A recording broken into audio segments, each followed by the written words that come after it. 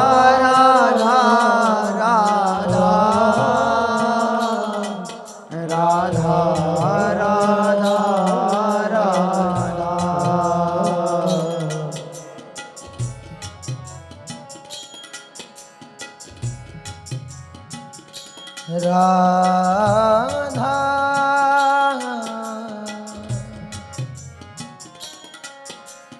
राधा राधा राधा राधा राधा राधा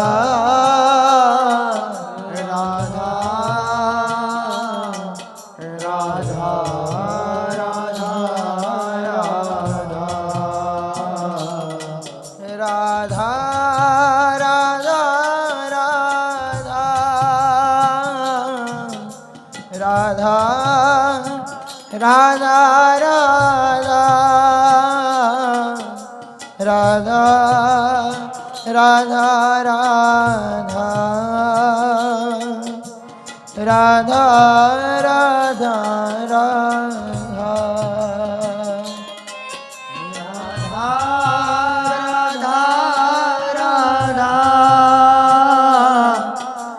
राधा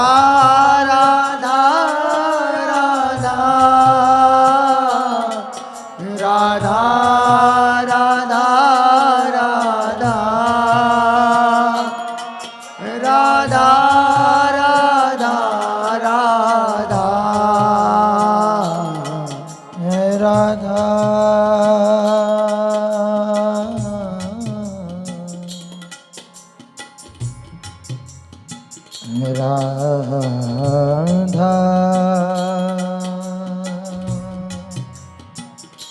राधा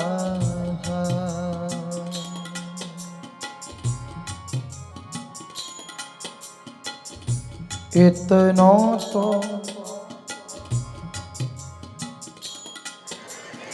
कबहू हंसी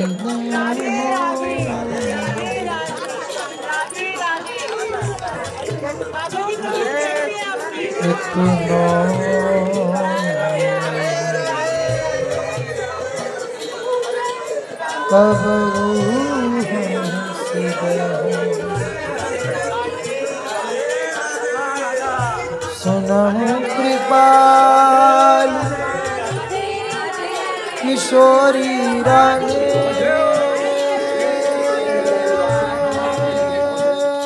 राधा राधा राधा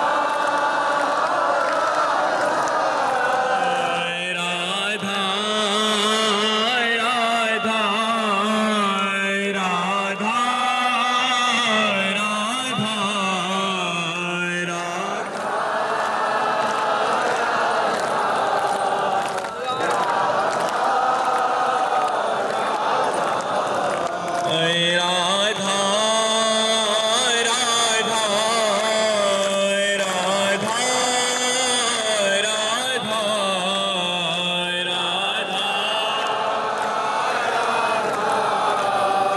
राधा